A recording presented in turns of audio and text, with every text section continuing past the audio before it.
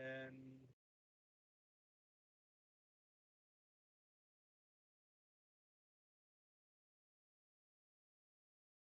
mungkin gue kasih gambar.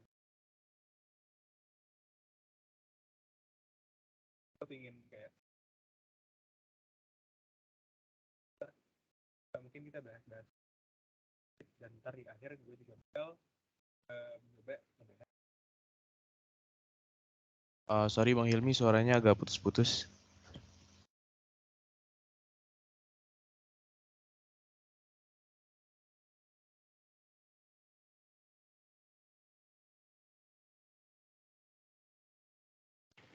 tes sekarang gimana? Aman nggak? Aman Bang, aman. Oke deh. Oke, jadi mungkin gue ulang dikit lagi ya. Jadi sebelumnya kenalin lagi, gue Hilmi dari Elektor 21. Di sini gue bakal bantuin asistensi kalian untuk mata kuliah rangkaian distrik 1 untuk UTS di minggu depan. Nah, jadi mungkin gue mau ngasih gambaran umum, kira-kira kita hari ini bakal ngapain aja.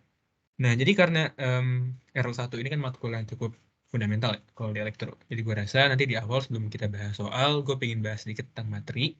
Kira-kira apa sih yang sering kita lupain dan sering kita sering kita lewatkan nih waktu lagi belajar tentang rangkaian listrik berdasarkan pengalaman gue sendiri. Itu. Nah, jadi nanti pertama gue bakal ngajar materi dikit, terus kedua nyoba bahas-bahas soal yang ada di materi yang gue udah bikin. Terus yang terakhir kita bakal bahas tentang soal-soal yang ada di diktat gitu. Nah, mungkin gue mau konfirmasi dulu nih. Gue tadi udah nanya ke Hakim, katanya kalian nih kelasnya ada 2 kan. Yang satu materinya sampai di Tiffany Norton, satu lagi sampai di OPM ya. Itu bener nggak? Mungkin dari kalian mau jawab tuh. Yang kelasnya beda. Kalau yang Pak Rutom Mhm. sampai Tiffany Norton lewat dikit. Cuman kemarin di kuis udah sampai OP AMP Bang, yang sampai kapasitor. Oh, OPM ini ya? Yang OPM ideal gitu ya? Iya. Oke, nggak apa-apa. Ntar ada contoh soal kok. Ntar kita bahas juga OPM. Tapi mungkin yang pasti yang utamanya kita belajar tentang mesh, node, Thevenin, sama Norton. Tuh. Mungkin sebelumnya gue mau jelasin dikit tentang fundamental dari mesh dan node dulu ya, yang mungkin kita sering kelewatan. Nah, gue mau share screen dulu.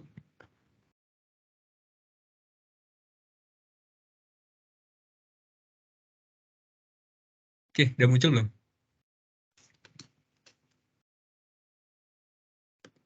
Udah Bang. Oke, sip. Jadi gue mau bahas dulu pertama tentang KCL sama KVL ya. Ini dasar dulu. Kita tahu KCL, Kirchhoff Current Law. Itu kan ini ya, rumus dasarnya adalah jumlah arus yang masuk sama dengan jumlah arus yang keluar.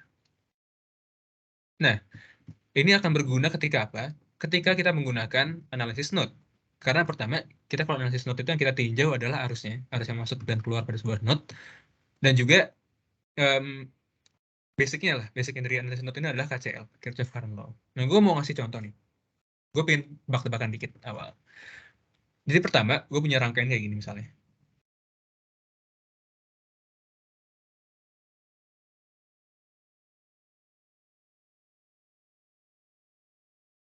Ini anggap aja dia nyambung ke komponen lain ya. Tapi yang kita analisis bagian ini aja. Nah, menurut kalian, ini rangkaian cuplikan rangkaian ini ada berapa node? Jawab aja guys yang mau jawab. Nggak, kalau salah nggak apa-apa kok.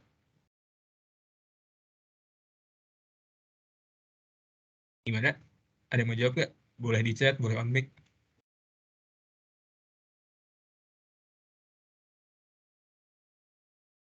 Satu note Bang. Satu node. Oke. Kenapa satu node dan bukan 2 node? Tuh, berarti Ferdinand yang jawab ya. Coba jelasin. Karena note kan itu pemisah antara kalau ada suatu rangkaian ya, kayak entah itu hambatan ataupun baterai, ketika itu kan dia di tengah-tengahnya nggak ada apa-apa sebenarnya, kayak cuma kabel doang, jadi bisa dianggap satu note. Oke. Oke, betul banget deh. Jadi kita kalau nentuin node atau enggak itu ya, kita cek misalnya ada konduktor gini nih. Tapi di konduktornya dia nggak ada komponen apa-apa, nggak ada tempat dia untuk disipasi daya. Artinya kan kalau nggak ada disipasi daya, dia nggak ada voltage drop juga, nggak ada penurunan tegangan. Artinya ini bisa kita bisa kita gabungin karena ya nggak ada pengaruhnya juga. Jadi ibaratnya harus masuk ke sini, jadi bakal keluar ke sini. Dia yang di tengah ini nggak kita hitung sini ya. Misalnya gitu. Nah, berarti rangkaian ekuivalen kan gini ya. Rangkaian ekuivalen gini aja. Tuh. Gini. Jadi itu, kadang kita suka keliru kalau namanya node itu, kadang ada yang ikut dianalisis jadi 3 mesh ini. Misalnya, ini ada satu loop, sorry, ini ada satu loop, ini ada loop lagi, terus ini ada loop lagi. Ini salah ya sebenarnya. Harusnya ini kalian satuin aja, kalian gabungin gitu. Oke, mungkin itu tentang KCL dulu, yang dasar. Next, gue bahas tentang analisis mesh. Sebenarnya gue rasa kalau node mesh nih, kalian nggak perlu dibahas lagi ya. Sebenarnya udah kayak paham juga kan, kayak itu paling dasar banget. Kalian di SMA juga udah belajar tentang mesh kan awalnya kayak dasarnya walaupun nggak sedetail di kuliah sekarang. Nah mungkin gue belajar mau jelasin next tentang KVL atau Kirchhoff Voltage Law. Nah kalau tadi misalnya di KCL yang ditinjau adalah arus, kalau di KVL yang ditinjau adalah tegangannya. Jadi ini, misal kita punya rangkaian ini, punya sumber tegangan, ada misal resistor 1, resistor 2. Oke, misal R1, ini R2. Kita punya arus, kasih nama I. Nah, kan kalau KVL tuh rumus dasarnya adalah sigma V sumber dikurang sigma voltage drop sama dengan 0 kan. Jadi sumber dikurang sama voltage drop-nya itu sama dengan 0. Nah, dalam rangkaian ini yang disebut voltage drop itu apa sih?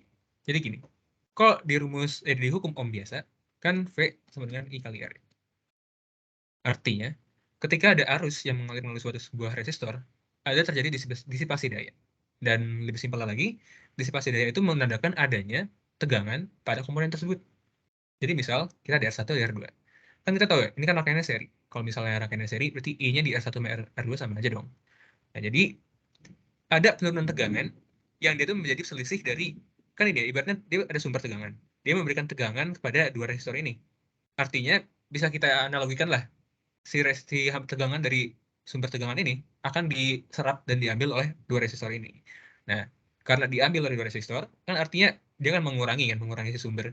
Nah, itu kenapa dinamakan sebagai voltage drop. Jadi kalau misalnya kayak rangkaian ini, simpelnya, berarti kan ini saya kasih nama V jadi V. Jadi kan dia minus V tambah IR1 tambah IR2 sama dengan 0. Karena selisihnya lagi-lagi sama dengan 0. Nah, jadi inilah kurang lebih yang disebut dengan KVL. Dan ini juga dasar dari analisis mesh. Gitu. Oke. Sebenarnya kurang lebih kalau analisis mesh sama node tuh gue rasa udah pada paham juga ya. Kalau misalnya ada yang masih bingung, tanya aja misalnya ada soal yang kalian bingung. Kok ini pakai mesh, kok ini pakai node? Jadi simpel lagi nih. Kalau misalnya kalian bingung mau pakai mesh atau node, kalian lihat dulu soalnya. Kira-kira lebih banyak mana? Lebih banyak node-nya atau lebih banyak mesh-nya? Pilih metode di mana keadaan itu lebih dikit. Kalau misalnya nih kita punya rangkaian dengan node lebih dikit, ya udah pilih analisis node aja. Kalau misal mesh lebih dikit, kita pilih analisis mesh gitu aja. Simpelnya gitu. Oke, next mungkin gue mau langsung masuk aja ke tentang materi analisis teorema Thevenin dan Norton. Bentar.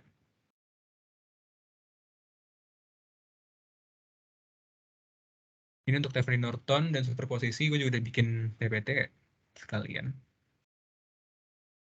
Biar bisa lebih enak lagi belajarnya.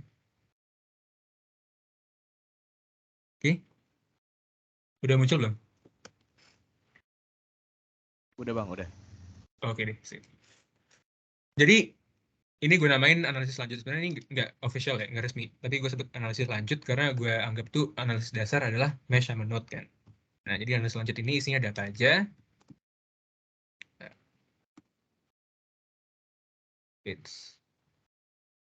Jadi pertama, sebelum kita masuk ke teorema superposisi, Thevenin sama Norton, gue mau bahas dulu tentang voltage divider sama current divider. Karena ini bakal penting juga dipakai di ketiga teorema yang di bawahnya.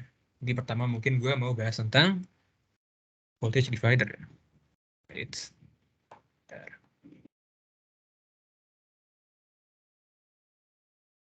Divider. Jadi ini metode analisis rangkaian dengan menerapkan principle of voltage drop. Kayak yang tadi udah gue jelasin di awal tentang voltage drop. Jadi voltage divider ini sebenarnya memanfaatkan aja kayak voltage drop ini kita gunakan untuk analisis rangkaian. Jadi gini,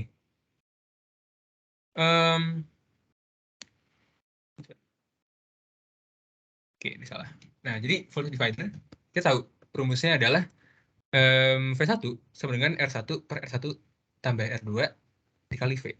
Nah jadi itu dasarnya gimana sih? Jadi gini. Misal kita punya sebuah rangkaian, kayak tadi. Gue gambarin mana ya? Sini aja deh.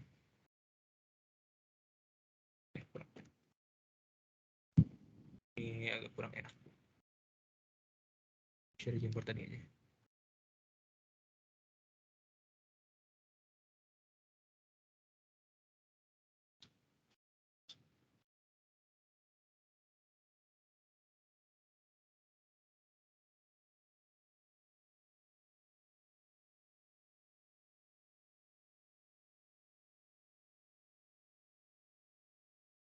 Misal kita punya rangkaian tadi, ini sebuah rangkaian seri.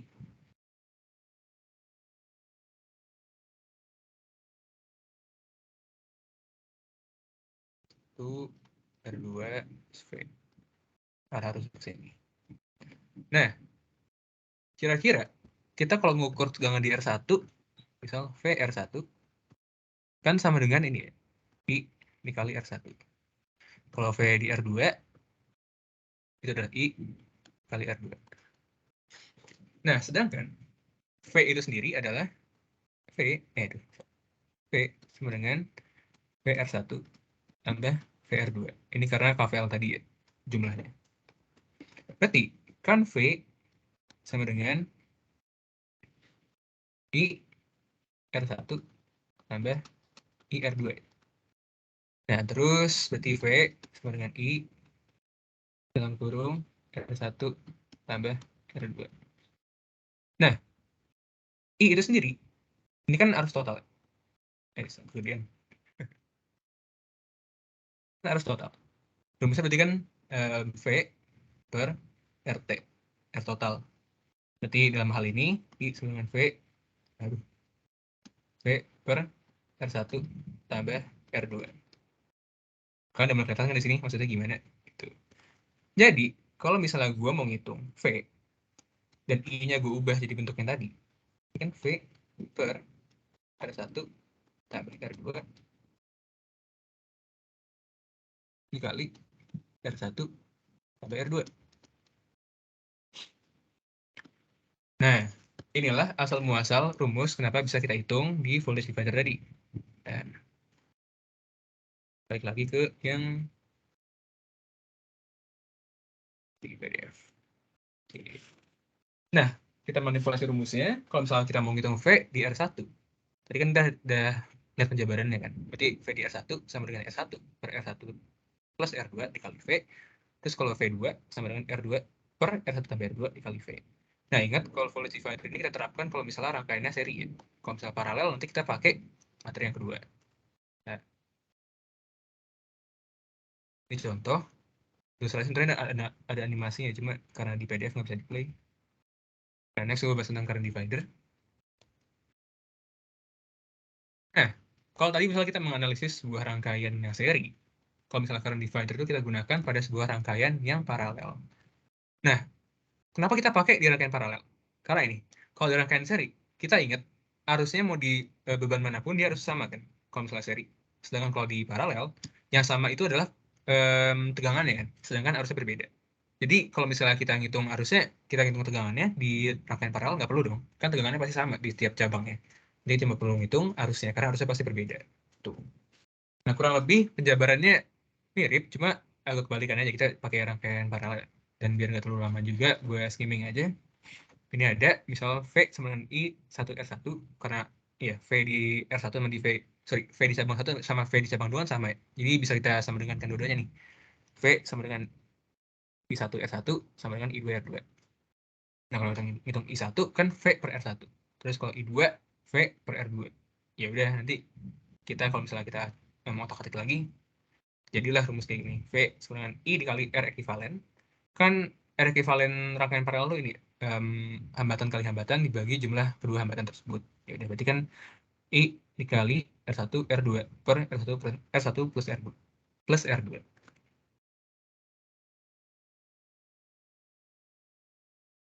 Nah, jadi rumus akhirnya gini, kalau misalnya kita manipulasi lagi, jadi I di R1 sama dengan I dikali R2 per R1 plus R2. Jadi kebalikannya, kita mau nyari I di 1 itu, kita yang di pembilangnya adalah R2-nya. Kalau kita nyari arus di R2-nya, berarti kita yang di pembilangnya adalah R1-nya. Kebalikan sama kayak di voltage divider tadi. Oke, sekarang kita masuk ke teorema analisis ya. Nah, pertama, sebelum kita masuk ke Thevenin-Norton, kita perlu belajar dulu tentang superposisi. Inilah teorema lanjut yang paling dasar.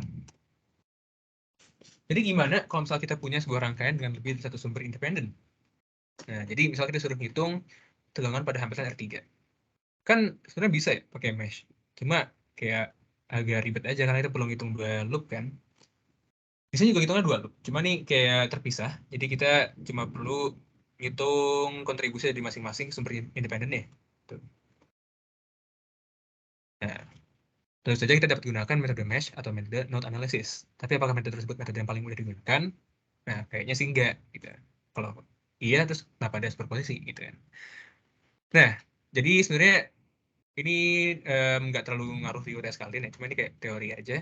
Prinsip superposisi bergantung pada linearitas, di mana tegangan pada suatu elemen ekivalen dengan jumlah aljabar dari kontribusi masing-masing sumber independen. Nah, kan tadi prinsip dari superposisi adalah menjumlahkan kontribusi di masing-masing sumber independen ya. Oleh karena itu, kita tahu kalau yang namanya penjumlahan, artinya kan dia linear ya. Kan sifat linearitas ada dua, ada aditivitas dan homogenitas. Aditivitas itu kalau misalnya dijumlahkan, dia sama dengan 2 kali misalnya kita punya dua besaran yang sama besarnya, kita jumlahkan dan hasilnya 2 kali dari individual dari besaran individual tersebut, artinya kedua besaran tersebut adalah linear gitu. Jadi ini linearitasnya prinsipnya di bawah ada tegangan output dengan tegangan output 1 ditambah dengan output 2 gitu. Misal kita mau menghitung rangkaian yang di awal tadi menggunakan superposisi. Kita perlu membaginya menjadi kontribusi dari masing-masing sumber tegangan independen dulu nih. Misal kita mau pertama hitung dulu berdasarkan sumber tegangan. Sorry, bukan sumber tegangan independen ya, sumber independen. Gitu. Karena dia sumber tegangan dan sumber arus. Misal pertama kita mau hitung dulu berdasarkan sumber tegangan. Nah, ingat, kalau misalnya kita menghitung sumber tegangan dulu, artinya sumber arus kita open circuit, dan kalau misalnya ada sumber tegangan lain, itu kita short circuit. Dan kalau misalnya kita ngitung satu sumber independen, berarti sumber arus yang lainnya di open circuit, dan sumber tegangan lainnya di open circuit, di short circuit, sorry. Nah, jadi karena dia ada sumbernya dua, ada sumber tegangan dan sumber arus, dan di sini kita mau menghitung sumber tegangan dulu, artinya sumber arusnya kita open circuit. Kalau di open circuit artinya apa? Artinya ya dia jadi satu loop aja gini. Kan dia nggak ada kontribusi lain kan, jadi kayak nggak ada konduktor tengahnya. Gitu. Jadi langsung hitung ini aja. Tuh.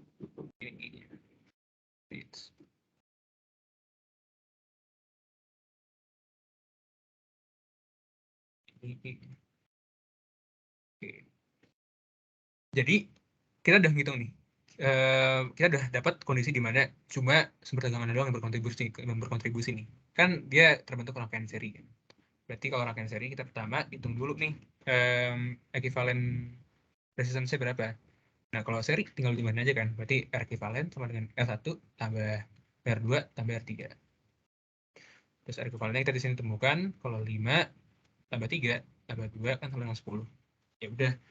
Sekarang kita tinggal ngitung arus yang mengalir di rangkaian ini. Jadi arusnya tinggal sumber tegangan dibagi hambatan ekivalen. Jadi sama dengan 12 sumber tegangannya dibagi hambatan ekivalennya 10 ohm. Jadi ditemukan bahwa arus yang mengalir adalah 1,2 ampere. Gitu. Nah, kita menghitung kontribusi tegangan di R3 oleh sumber tegangan doang nih. Berarti langsung aja VR3 oleh sumber tegangan, berarti I dikali R3. I yang diketahui 1,2, tadi R3-nya 2 ohm, ya udah dikali aja 1,2 dikali 2 sama dengan 2,4 volt. Tuh. Ini untuk yang pertama untuk sumber tegangan. Next, kalau misalnya kita ngitung kontribusi dari sumber arusnya. Nah, tadi kan gue udah jelasin ya. Kalau misalnya kita ngitung sumber arusnya, berarti si sumber tegangannya kita short circuit. Gitu. Makanya di sini, di kiri, dia di konduktor biasa doang kan. Kayak nggak ada komponennya gitu. Nah, ya udah. Kalian bisa lihat, di sini kondisinya ada sumber arus. Di sini sumber arus. Terus, ada dia bercabang sini kan. Arus sini, ada arus ke sini dan ada arus ke sini. Arus ke sini dan arus ke sini. Misal ini gue namain I2.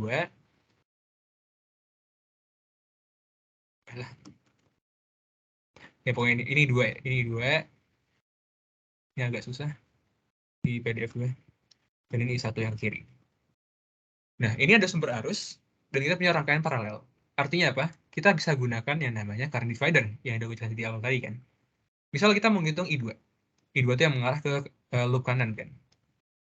Berarti ingat di sini hambatannya ada R2 sama R3. Artinya kalau kita mau ngitung arus yang ngalir ke sini, berarti pembilangnya adalah R1 kan. Nah, makanya di sini I2 sama dengan I1 sumber arusnya dikali dengan R1 per jumlah total R1, R2, R3. Ya udah langsung aja dihitung. Berarti I2 sama dengan 5 dikali 5 per 5 tambah 3 tambah 2. Nanti kan berarti 5 per 10 ya. Sorry. Ini agak error. Oke. 5 dikali 5 per 10. Jadi 5 dikali 1 per 2, ya udah 2,5 ampere I2-nya. Nah, sekarang kita hitung kontribusi VR3 oleh sumber arus, langsung aja. VR3 sama dengan I2 dikali R3. Itu sama dengan 2,5 dikali 2 sama dengan 5 volt. Gitu. Itu untuk teorema superposisi. Nah, jadi hasil akhirnya tinggal jumlahnya aja nih. Jadi 2,4 tambah 5. Jadi totalnya VR3 ini adalah 7,4 volt. Gitu. Ini pembuktian linearitas sebenarnya nggak terlalu penting. Intinya ini gue ngitung kalau misalnya ada sebuah rangkaian dengan kayak tadi yang kita hitung VR3 dengan kontribusi masing-masing dihasilkan sebuah grafik yang linear. Artinya terbukti dong linearitasnya. Kalau superposisi ini cuma bisa diterapkan di rangkaian linear. Nah, mungkin kalian bingung nih, rangkaian linear sama non-linear itu apa sih? Sebenarnya linear itu rangkaian yang mau waktunya berapapun, itu hasilnya tetap linear grafiknya. Contohnya itu kalau komponennya ada resistor, kapasitor, induktor gitu. Nah, kalau non-linear, itu kalian misalnya ntar di semester 4 bakal belajar rangkaian elektronika tuh. Kita belajar dengan semikonduktor, ada dioda, transistor. Kalian kalau lihat grafik ini ya, perbandingan I sama V-nya, ini bentuknya nggak kayak gini. Bentuknya dia kayak di waktu tertentu, dia datar, terus tiba-tiba langsung naik secara eksponensial. Gitu. Makanya disebut tidak linear, non-linear. Nah, oke, itu dasarnya tentang linearitas. Oke, mungkin sampai sini, sampai teorema superposisi, ada yang mau nanya nggak? Ada yang masih bingung nggak?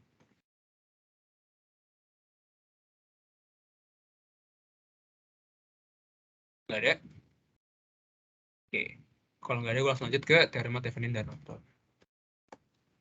Oke, ini nggak penting. Pertama kita langsung ke teorema Thevenin dulu nih.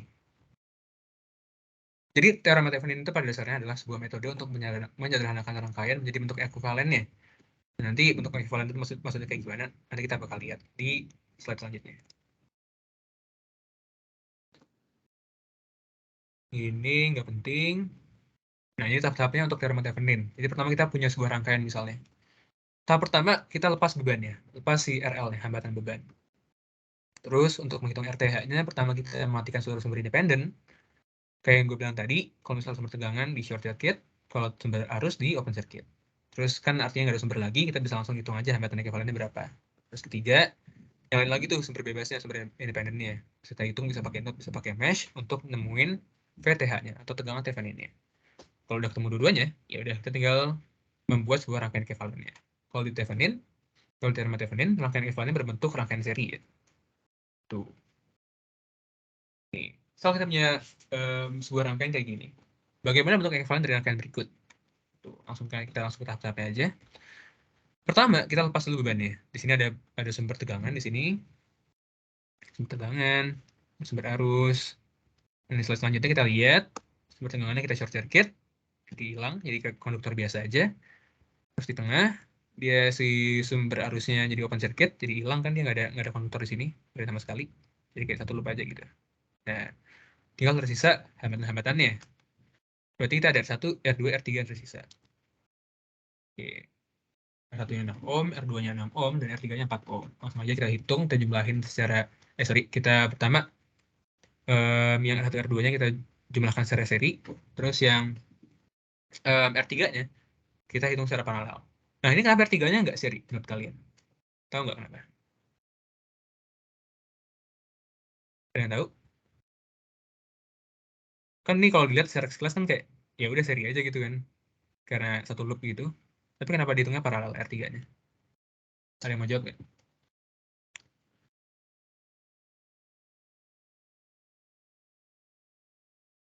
Nggak ada? Oke, kalau nggak ada langsung kita lihat aja kali ya. Biar cepet juga. Jadi, kan kalau kita lihat lagi di rangkaian awalnya, kita menghitung tegangan di load sini. Sini.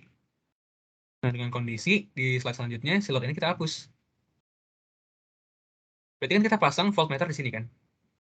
Voltmeter. Dan ini jadi hilang, nggak ada konduktor lagi di sini. Kita pasang voltmeter, di sini plusnya, di sini minusnya.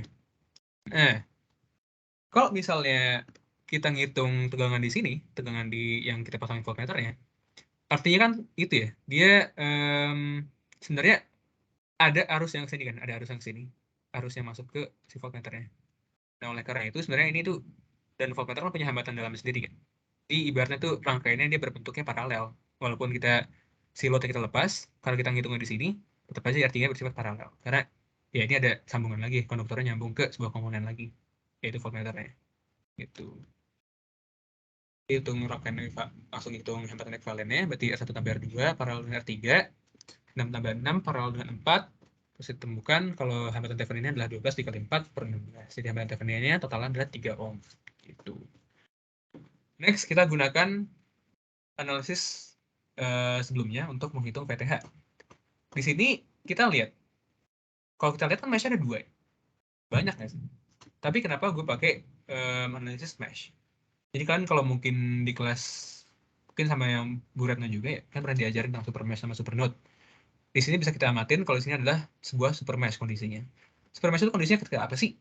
Nah, jadi super mesh terjadi ketika ada sebuah sumber arus. Nah, sumber arus yang terletak di antara dua loop. Ada loop 1, sini loop 2. Tuh. Kalau misalnya kondisi kayak gini, sumber arusnya bisa kita abaikan. Kita jadinya ini kita hapus. Salah lagi. Kita hapus. Kita hapus kayak gini. Anggap aja ini nggak ada. Jadi dia punya satu loop yang gede gitu. Jadi ini disebut dengan super mesh. Oleh karena itu, kita punya arus yang dia loopnya muter ke apa? Clockwise ini misalnya. Gue namain di sini I kecil. Ini kecil. Berarti kita analisa saja langsung. Berarti di sumbernya dia minus 12 tambah 6 R1 dikali IA tambah 6 dikali IB tambah 4 IB. Oh sorry, kalau super mesh itu walaupun tengahnya hilang, kalian ini ya tetap ada IA IB-nya, tetap hitungnya harus untuk dua loop gitu. Walaupun ibaratnya tengahnya hilang gitu. Nah, jadi karena ini minus 12 tambah 6 IA, R1-nya tambah 6 IB, R2-nya 6 kan. Dan dia dialirin oleh IB juga tambah 4 dikali IB. Di sini R3-nya dialirin oleh IB. Sama dengan 0. Ya udah langsung aja masukin 12 tambah 6 IA tambah 10 IB sama dengan 0. Nanti ketemu IB dikurang IA sama dengan 2 ampere. Terus IB sama dengan 2 plus IA. Ini untuk persamaannya. Terus untuk minus 12, kita bisa substitusi lagi. Karena di sini minus 12 tambah 6 IA tambah 6 IB tambah 4 IB. Kan ini ya, jadi tambah 10 IB. Sedangkan di sini kita tahu kalau IB adalah 2 plus IA. Jadi substitusi aja. Minus 12 tambah 6 IA tambah 10 dikali 2 tambah IA sama dengan 0. Kita tahu hasil akhirnya adalah 8 tambah 16 IA sama dengan 0, berarti 16 IA sama dengan minus 8, dan IA adalah minus 0,5 ampere. Gitu. Nah, sekarang kita hitung lagi, tadi kita dapat IA, sekarang hitung IB-nya. IA-nya 0,5 ampere, IB-nya sedangkan IB-nya adalah 2 tambah IA. Berarti 2 tambah minus 0,5, 1,5 ampere. Sorry, ada yang mau nanya? Ada yang on mix soalnya? Oh, enggak ya? Oke. Ya udah, berarti untuk VTH-nya, tegangan ekuivalen Thevenin-nya, langsung aja kita hitung. Karena yang mengalir di R3 adalah IB, jadi VTH-nya sama dengan IB dikali R3. Jadi IB-nya 1,5 ampere, dikali 4 sama dengan 6 volt. Jadi tegangan ekuivalen Thevenin-nya adalah 6 volt. Terakhir, kita bikin rangkaian ekuivalennya. rangkaian ekivalen itu isinya apa aja sih? Jadi ada sumber tegangan, kalau untuk Thevenin ya, sumber tegangan yang besarnya merupakan besaran dari tegangan ekivalen Thevenin tadi 6 volt, terus R Thevenin yaitu hambatan ekivalen Theveninnya. Tadi kan kita ada hitung juga 3 ohm di awal. Terus kita pasang lagi nih hambatan bebannya 1 ohm air load tuh. Terus kita ngitung arus yang mengalir di rangkaian ekivalennya itu gimana? Ya udah I load sama dengan tegangan Thevenin per hambatan Thevenin tambah hambatan beban. Berarti 6/3+1 sama dengan 1,5 ampere. Tuh. Itu tentang teorema Thevenin. Dasarnya begitu. Di sini ada pertanyaan?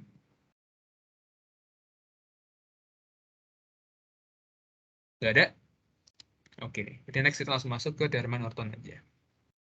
Kalau misalnya di teorema Thevenin tadi, yang kita tinjau adalah tegangan ekivalen Thevenin. Kalau di teorema Norton sebenarnya itu sama persis ya dengan Thevenin. Hanya saja yang kita analisis ini adalah sumber arus ekivalennya, bukan sumber tegangannya. Gitu. Ini nggak penting juga teorinya. Ini nggak penting. Nah, ini ada tahap-tahap untuk lakukan analisis teorema Norton. Yang pertama, lepas beban sama kayak Thevenin tadi, terus matiin semua sumber independennya, sama juga kalau sumber tegangan di short circuit, kalau sumber arus di open circuit. Terus kita hitung yang berarti ekivalen Nortonnya atau RN, sama kayak tadi caranya. Yang ketiga, nyalain lagi sumber bebasnya, terus hitung. Terus kan kalau tadi ini ya, kalau hambatan bebannya di open circuit ya dilepas. Sedangkan kalau di Norton, kita short circuit, karena yang kita hitung adalah arusnya, bukan tegangannya. Kan kalau arus itu kita hitungnya seri kan, menggunakan ammeter. Kalau apa namanya? Kalau tegangan kan hitungnya paralel menggunakan voltmeter. Jadi kalau seri kan udah pasti kita perlu ngukur ini kan, ngukur arus yang mengalir pada sebuah konduktor. Kan nggak mungkin kalau di open circuit gitu. Terus terakhir, menyusun rangkaian ekivalennya. Nah, ini contoh kasus lagi nih. Gimana bentuk ekivalen dari rangkaian berikut berdasarkan teorema Norton. Tuh. Tahap pertama, sama juga lepas bebannya. Dulu ini.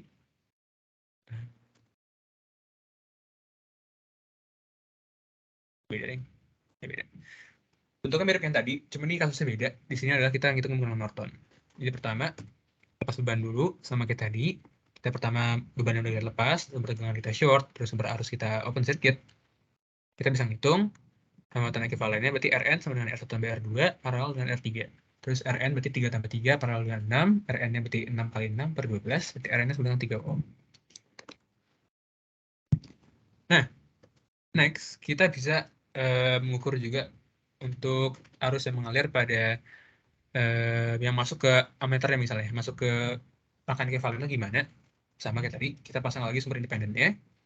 Dan lagi-lagi ini kayak tadi ya, ini super mesh juga. Karena ada sumber arus di antara dua loop. Jadi sumber arusnya nanti bisa kita abaikan. Dan di sini kenapa R3 nggak dihitung? Nah, mungkin ini bingung nih kenapa nggak dihitung R3-nya. Pertama, karena kita kalau di teorema Norton, konduktor yang tadi ada si hambatan bebannya, kita short circuit kan. Kalau kita short circuit, artinya dia hambatannya 0 dong. Hambatan 0, sedangkan di sini hambatannya 6 ohm. Harus otomatis dia kalau memilih jalur yang hambatannya paling kecil kan. Karena di sini ada pilihan 6 ohm, dan di sini ada pilihan 0 ohm, udah otomatis dia bakal pilih arusnya ngalir ke sini. Jadi bisa kita anggap si R3 ini nggak ada, hilang. Tuh. Jadi kita langsung hitung aja semuanya gini, dengan R3-nya kita abaikan. Tuh. Berarti analisis super mesh, di sini minus 15 tambah 3A tambah 3IB sama dengan 0. Ini ketemu IB min IA sama dengan 4 ampere. Terus IB-nya kita jadiin persamaan IA plus 4. Kita substitusi ke persamaan awal, berarti min 15 tambah 3IA tambah 3 dalam kurung IA plus 4 sama dengan 0. Berarti 6 IA sama dengan 3 dan IA sama dengan 0,5 ampere. Berarti IB-nya atau nah IB ini kan arus yang mengalir di sini kan, arus yang mengalir di sini.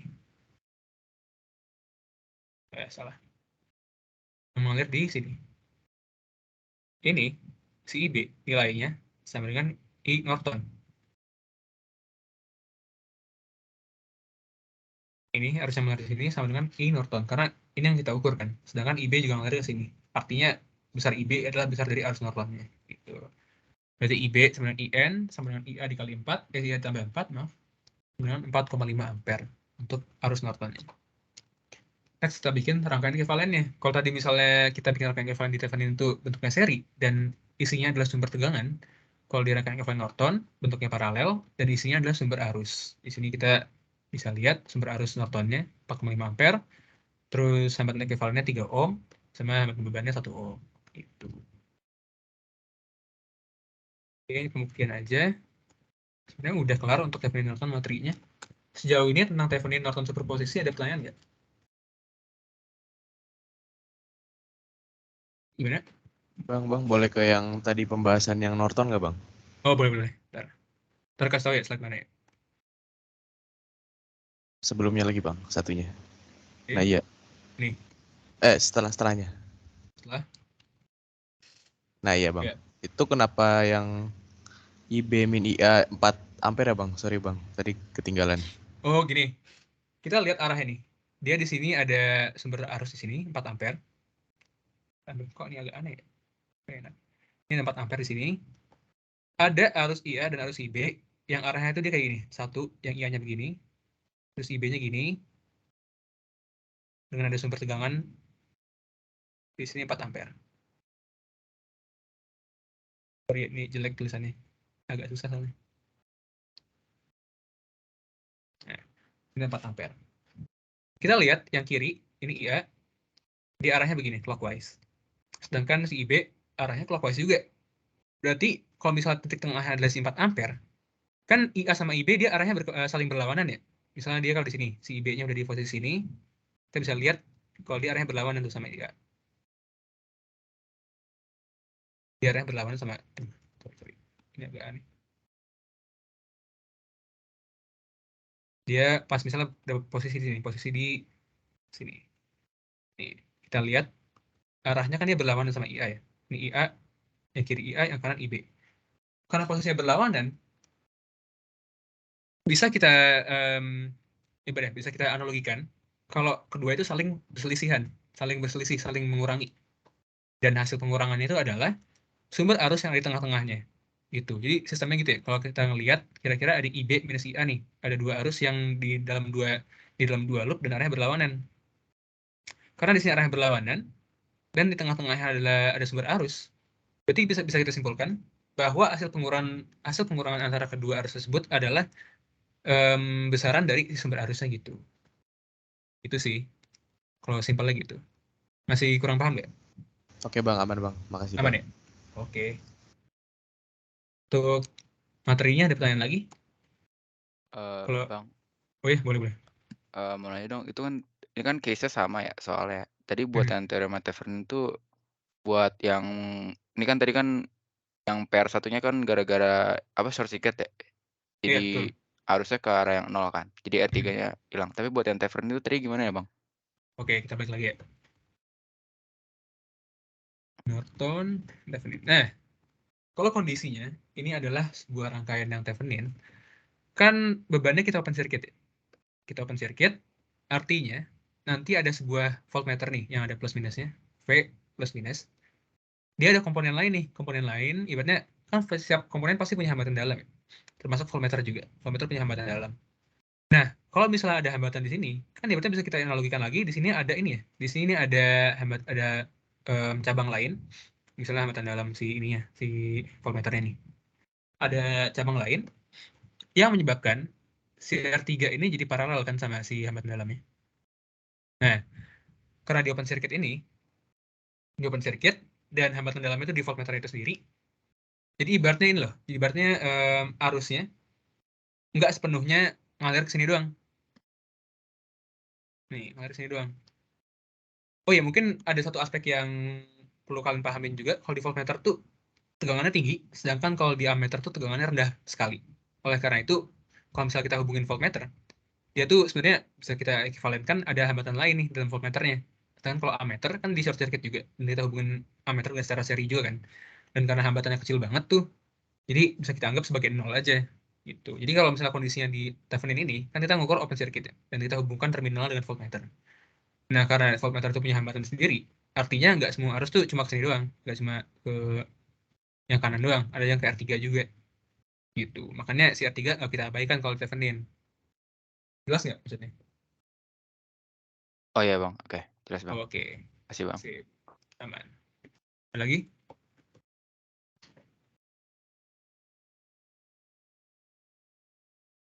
Kalau nggak ada, mungkin kita langsung masuk ke soal diktat aja ya.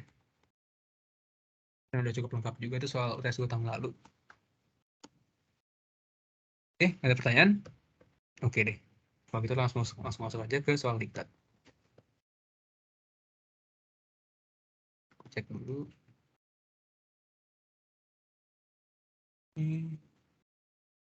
Bukan.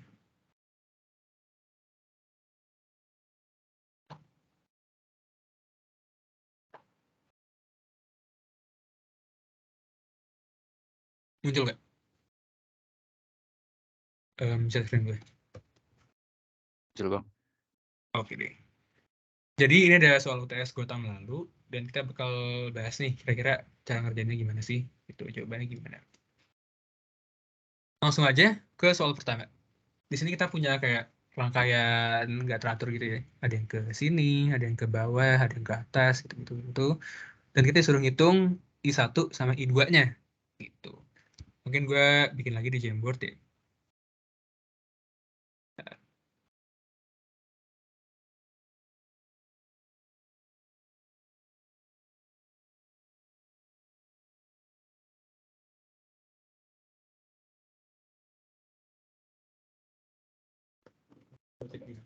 Gampang lihatnya.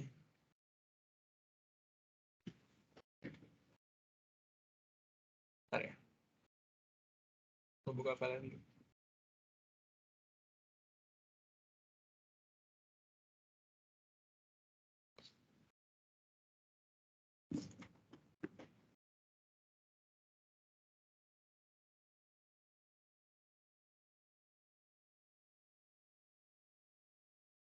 Soal pertama, kita punya rangkaian untuk kayak gini. Sini, terus ke sini,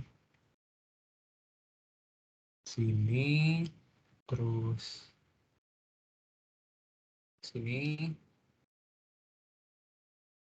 sini, terus sini, sini. Kita di sini punya di sini I1,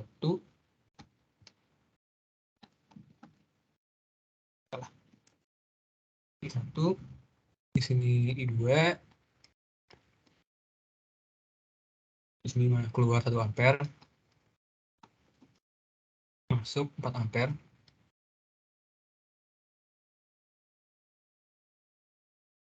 terus di sini masuk 7 ampere,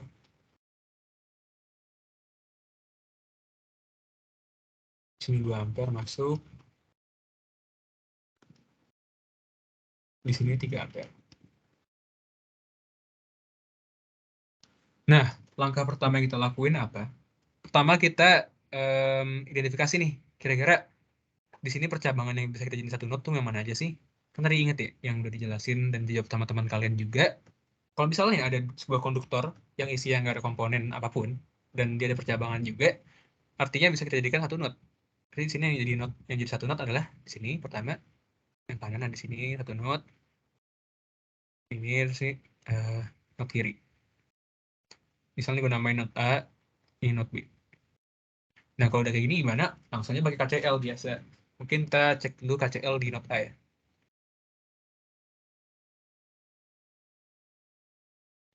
KCL di node A.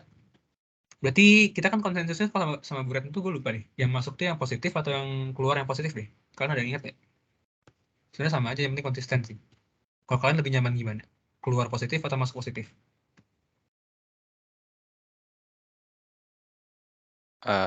Masuk keluar aja nggak sih bang? Iya bisa sih. Cuma kalau biasanya kalau sama Bu Retno tuh dulu gue ini dikasih ini aja kesepakatan kira-kira kalau keluar tuh positif atau masuk yang positif. Itu gue lupa dulu pas tahun gue tuh apa dikasihnya. Ya udah di sini gue tentuin aja kalau misalnya yang keluar tuh positif ya. Karena bisa sih langsung kayak gitu. Cuma biar lebih detail aja gitu. Misal yang keluar yang positif. Di sini node A, yang keluar kan ada 3 ampere. Jadi 3-nya positif. Terus masuk 2. Minus 2. Minus 7. Terus ada yang masuk lagi. Minus I1. Sama dengan 0. Ini kalau misalnya kita langsung I masuk I keluar bisa sebenarnya. Cuma ini kan kayak lebih apa ya? Lebih enak aja dilihatnya gitu. Jadi di kanannya 0 semua. Jadi hasilnya sama 0 semua. Lebih nggak rawan keliru aja. Gitu. Oke. Berarti kita bisa hitung di sini I1 sama dengan 3 minus 2 minus 7. Berarti I1 sama dengan minus 6 ampere ya. I1 udah dapat. Sekarang kita ngitung I2-nya. Kita KCL di not B. It's KCL di not B. Di sini yang keluar ada I2. Di I2 I2 I2 terus ada yang keluar ada I1 juga. Terus yang keluar ada 1A, 1 ampere. Tuh. Terus yang masuk ada 4 ampere. Karena 0. Oke. Karena kita udah tahu kan di sini I1-nya minus 6 ampere ya. Kita masukin aja. I2 minus 6 ampere. Minus 4 ampere. Minus 6 tambah 1 minus 4 sama dengan 0. Berarti I2 sama dengan 6 kurang 1 tambah 4. Dan di sini I2-nya kita bisa simpulkan adalah 9 ampere. Nah, ini gampang banget ya nomor 1. Kayaknya ada bingung nggak? Kalau ada bingung nggak apa-apa sih. Tapi gue rasa ini kayak dasar banget sih. Gimana? Yang mau nanya? Bang, Ya, nanya lagi bang. Itu alasan silakan. jadi note apa bang? Alasan jadi note Oke. A sama note B. Oke. Kan tadi sebenarnya di awal gue udah singgung juga. Dan ada teman kalian yang jawab juga. Kalau misalnya kondisi rangkaian kayak gini. Kondisi rangkaiannya kayak gini. It's ini, terus ada kayak gini. Dan kayak gini juga. Ini kita kelas karena kayak ada 2 note kan. Ada note yang ini, ada A sama B gitu. Cuma kenyataannya adalah yang disebut sebagai note itu titik di mana arus masuk atau arus keluar, dan di titik tersebut di titik tersebut nggak ada penurunan tegangan. Artinya nggak ada komponen di titik tersebut. Nah, karena di antara AB ini nggak ada komponen, artinya ini bisa jadi satu not. Itu misalnya not C lah, not ya not C gitu. Nah, dengan kondisinya sama ya. Di sini yang A dia itu ada arus masuk, ada arus keluar, tapi di A-nya sendiri di antara dua titik di dalam A ini dia nggak ada komponen apapun. Dan di B juga gitu, dia ada keluar dan masuk, dan di antara dua titik dalam B-nya itu nggak ada komponen apapun. Artinya apa? Jadi si A ini kita bisa jadi satu not, dan si B bisa jadi satu not. Ini bisa diaplikasikan di semua rangkaian apapun ya, gitu. Gimana? Jelas kan?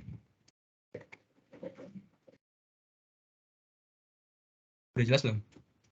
Tapi ini dalam case ini tetap pakai note bang, bukan ini kayak arus doang gitu. Kayak biasa kan juga kayak masuk, maksudnya kayak arus biasa aja gitu, kayak bukan apa di Ya, gambar emang titik note gitu. di gambarnya dia ada titik-titik gitu sih. Dan disebut dengan arus biasa. Sebenarnya ini ada yang namanya analisis node, dan ada juga yang namanya node. Kan node itu artinya kalau dalam bahasa Indonesia simpul ya, artinya kayak persimpangan lah gitu. Analisis node itulah ada analisis yang memanfaatkan adanya persimpangan pada rangkaian. Nah, tapi node itu sendiri bukan berarti kita terapkan semerta-merta cuma di analisis node doang. Jadi node itu kalau misalnya kita punya kayak gini nih, punya ada arus masuk, arus keluar, kan artinya ada persimpangan kan, ada simpul di sini, simpul antar cabang gitu. Nah, itu namanya node juga, walaupun kita nggak pakai analisis node nih. Bener, emang kita pakai kayak I masuk sama I keluar doang, sama dengan I keluar doang. Makanya di sini gue tulis KCL, Kirchhoff Current Law, yang rumusnya adalah sigma I masuk sama dengan sigma I keluar gitu. Jadi node tuh sebenarnya istilah dasar ya, bukan berarti kalau kita ada node kita pakainya analisis node doang, nggak gitu. Gimana, jelas ya? Kayak jelas bang, jelas bang. Masih Oh, bang. oke. Oke. Kita langsung move on aja ke soal nomor 2. Soal nomor 2 kita punya rangkaian ini. Ada sumber independen di kiri, sumber dependen, sorry. Sumber dependen. It's 19 ini VX sini R1.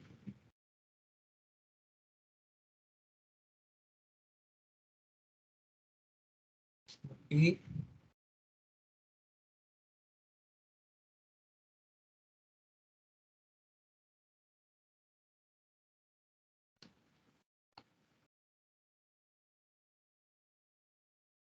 Oke, ini R1, terus ini R2, ini R3, ya.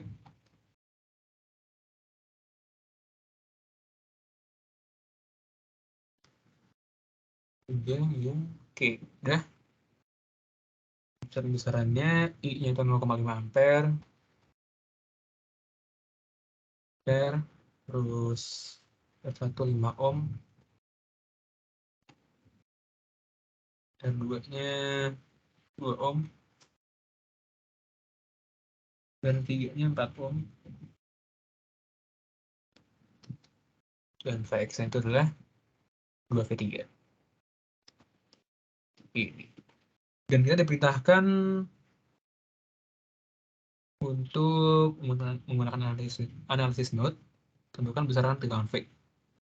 Oke, kita sudah nentuin tegangan V di sini. Tengah. Oke. Ya.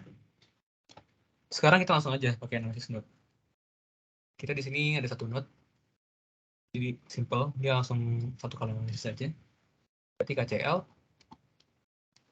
di node V. Misal gue bikin arus yang arahnya ke sini. Arahnya, sorry. I1. Jadi I1 yang masuk ke dalam node, terus I2 masuk ke dalam node juga. Nah, artinya, dua-duanya masuk kan? Masuk ke dalam node V. Berarti bisa kita jumlahin nih. Kira-kira I1 tambah I2 tambah I sama 0. Gitu. Kan kalau misalnya node itu kan ini, kita mengukur berdasarkan arus yang masuk sebuah node kan, masuk atau keluar sebuah node. Tapi karena kita nggak tahu arusnya berapa nih, dan kita cuma punya besaran berupa Vx3, ada Vx, ada V3, ada R3, dan ada I. Jadi kita mengukur arusnya itu berdasarkan gini, arus I1. Kan kita tahu, I1 itu ngalir dari Vx ke V. Berarti kita perlu ngitung selisih tegangan antara kedua titik ini, antara Vx sama V. Gitu. Karena kan arus bisa ngalir kalau misalnya ada tegangan yang diberikan pada sebuah hambatan kan. Di sini hambatannya R1, sedangkan di sini gue anggap V-nya ini positif nilai ya. Ini positifnya, di sini negatifnya. Positifnya si V, si positifnya si V. Artinya, ada Vx sama V yang polaritasnya saling bertemu. Kan kita kalau mau menghitung tegangan yang menyebabkan si I1 ini ngalir, kan kita perlu ngitung kan, selisih tegangan antara keduanya itu apa. Antara Vx sama V itu selisih tegangannya berapa, dan hasil selisih tegangan tersebut yang menyebabkan ada I1 ngalir pada R1 ini. Gitu. Berarti bisa kita simpulkan kalau I1 itu rumusnya adalah sama dengan Vx minus V per R1. Tuh. Kalau R2, kalau I2, ya udah. Dia ngalirnya tuh ke sini. Dari ground ke V, ngalir ke sini kan. Dari sini ke atas. Artinya, selisih tegangannya apa? Antara ground sama antara titik V. Gitu. Ground kan ini, kita anggap tegangannya 0. Jadi 0 dikurang V per R2 tambah R3. Nah, kok I2 ini bang V3-nya nggak dihitung? Tahu nggak? Ada yang tahu nggak kenapa V3-nya nggak dihitung dalam ini, dalam selisih tegangannya? Ada yang tahu? Kan itu ada plus minusnya juga ya. Ada plus minus, ada V3 juga tulisannya. Kenapa nggak dihitung V3-nya? Tahu nggak? Ada yang mau jawab?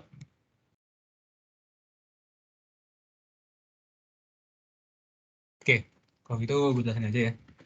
Jadi, kalau misalnya dalam analisis, yang kita gunakan itu adalah sumber tegangan doang, atau sumber arus doang. Nah, sedangkan si V3 itu, dia bukan sumber arus, bukan sumber tegangan. Dia adalah voltage drop, atau penurunan tegangan pada R3, gitu, yang nanti bakal kita ukur.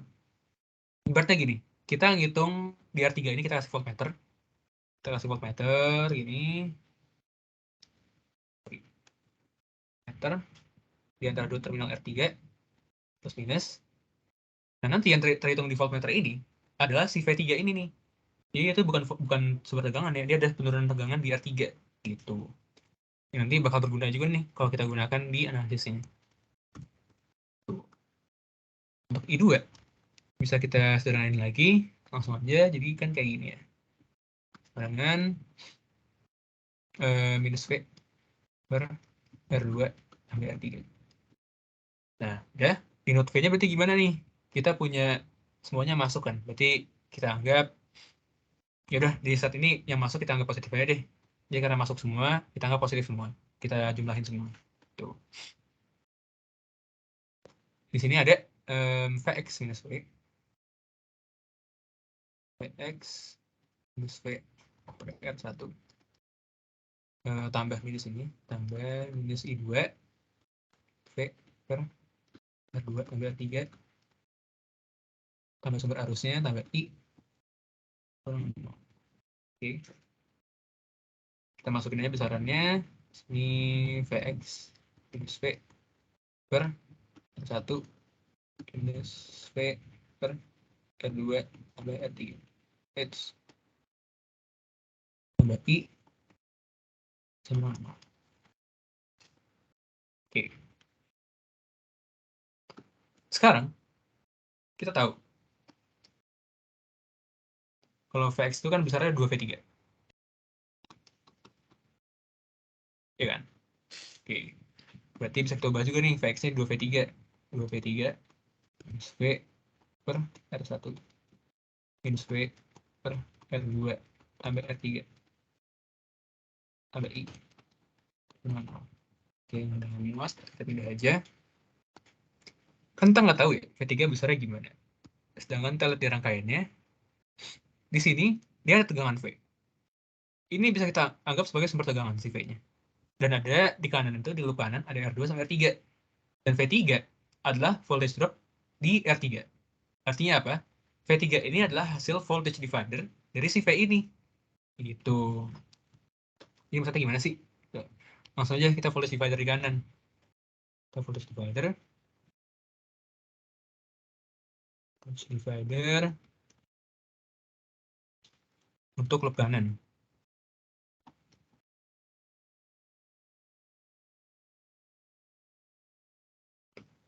Kita punya sumber V. Kita hitung V3, berarti V3 sama dengan sumber V. Bukan sumber sebenarnya sih, tapi kayak ibaratnya kayak sumber lah gitu. Kita ngitung di R3, berarti dikali R3. Ini kali R3 per R2 tambah R3. Dengan V, ini kita tahu R3-nya adalah 4 per 2 tambah 4. Kali 4 per 2 tambah 4. Dengan V dikali 4 per 6. Dengan V dikali 2 per 3. Oke, udah. Kita punya sekarang besaran V3 adalah 2V per 3. Tuh, sama dengannya gitu. Kita masukin ke persamaan tadi. Persamaan ini nih, kita masukin. Tuh. Di sini kita masukinnya langsung 2.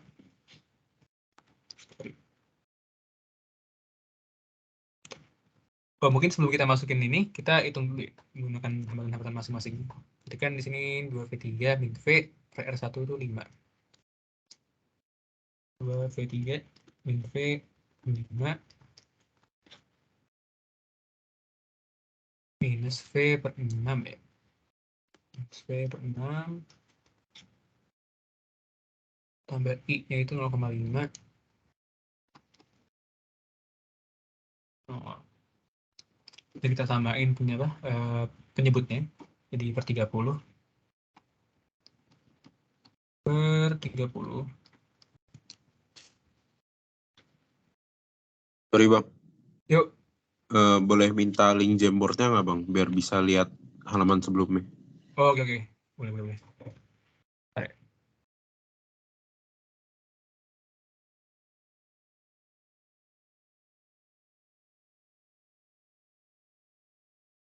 Gue kirim di chat ya.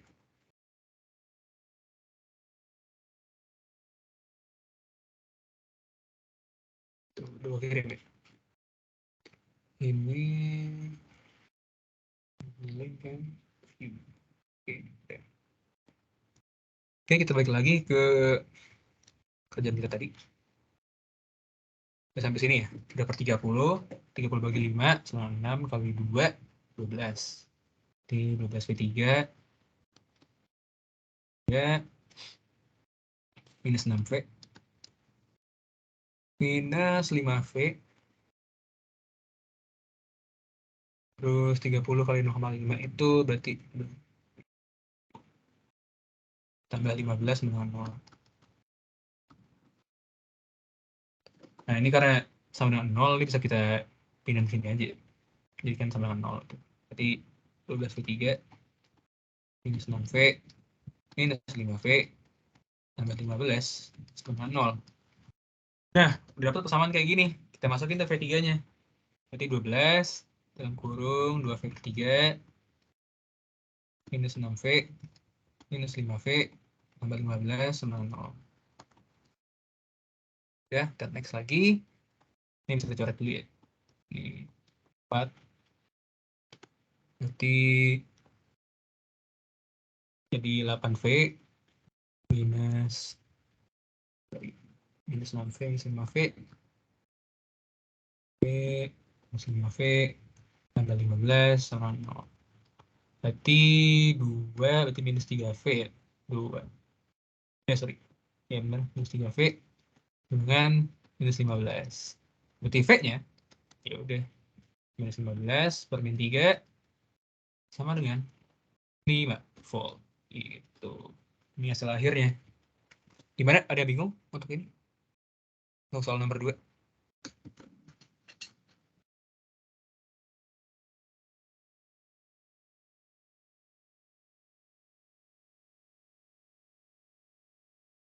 Gimana? Ada yang mau nanya nggak soal nomor 2?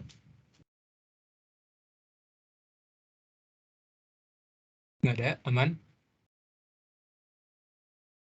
Ini voltage divider-nya nggak ada yang bingung kan? Nyebabnya kenapa gue pakai voltage divider?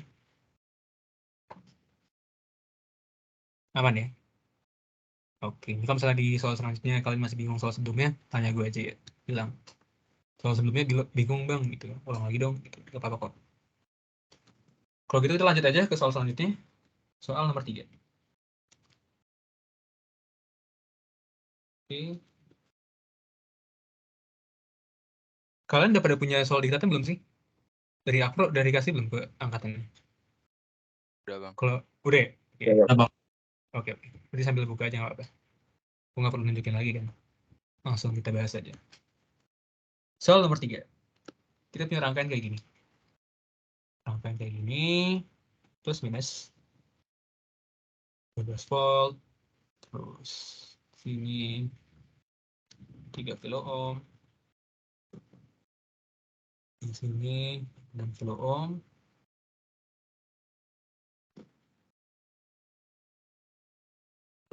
Terus ini 2 kilo ohm.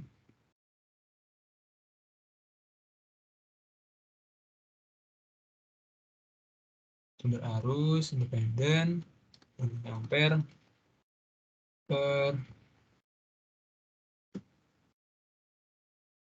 ini 4 kilo ohm.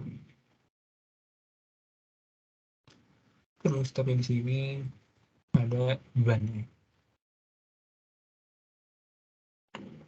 Ini hambatan si beban.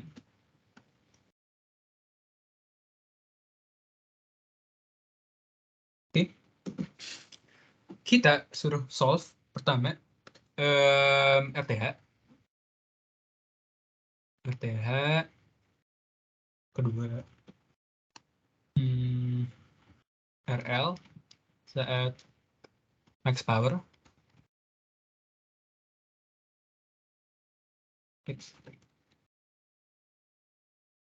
Max power transfer.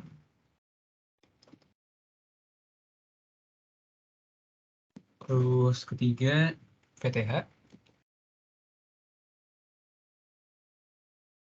Terus yang terakhir Vmax. Oke. Dari soalnya, dari yang ditanya dalam soalnya, udah pasti kita menggunakan analisis Thevenin kan. Ingat, tahap pertama, kalau Thevenin kita hitung RTH dulu. Kalau RTH, kita hitung gimana? Nanti RL kita cabut, terus semua sumber independen kita matikan. Di sini ada sumber tegangan, dia jadi short circuit ya. Sini 3 kilo ohm. 6. Di sini 2. Di sini itu open. Di sini 4. Nah, udah. Itu di open. Oke. Sini 3 kilo ohm. Sini 6 kilo ohm. 2 kilo ohm. Ini 4 kilo ohm.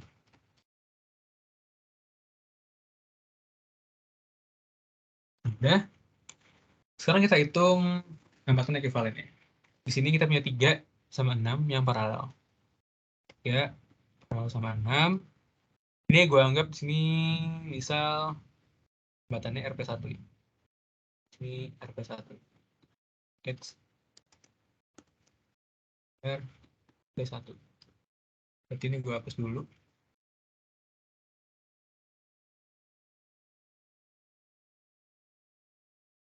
RP1 berarti rangkaian paralel 1 gitu. Jadi RP1 dengan 3 paralel dengan 6. Maksudnya hitung 3 kali 6 per 3 tambah 6. Berarti 18 per 9 dia 3 ohm. 3 kilo ohm, sorry. Nah, terus kita jumlahin dengan ini dua hambatan serinya. Berarti RT total dengan RP1 ini RTH aja langsung nih. RTH dengan RP1 tambah 2 kilo ohm tambah 4 kilo ohm. Nanti kan sama dengan 3 tambah 2 tambah 4 dengan 9 kilo ohm. Ini adalah RTH-nya. Ketemu. Untuk pertanyaan pertama udah ketemu. Sorry, ini salah. 4. 3 kali 6, 18. Cek dulu gue deh.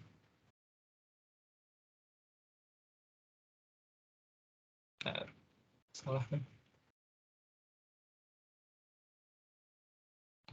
18 per 9. Sorry. Kok 3 sih? Ini 2. Sorry. Aduh. Pantas saja. Kayaknya nggak salah. 2.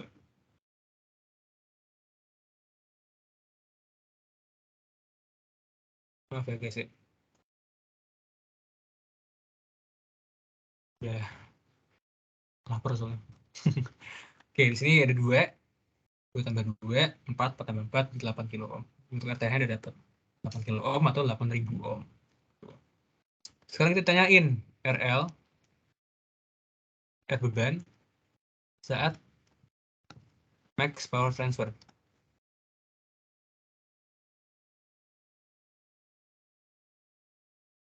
Nah, jadi setiap rangkaian pasti kan dia menghasilkan daya pada outputnya kan. Nah, kita nih tapi nggak selalu kalau kita pasangin beban, dia bakal menyerap daya sepenuhnya dari output rangkaian tersebut. Nah, kalau misalnya kita mau mau mendapatkan daya yang maksimal dan efisiensi paling tinggi, itu kondisinya adalah dia si hambatan beban harus sama dengan hambatan Theveninnya, RTH. Ini sebenarnya gue pernah bikin juga kayak grafik gitu, grafik rangkaiannya. Jadi kalau bikin grafik itu nanti gini nih. Ini misal ada ini si R, sini si P-nya, dayanya.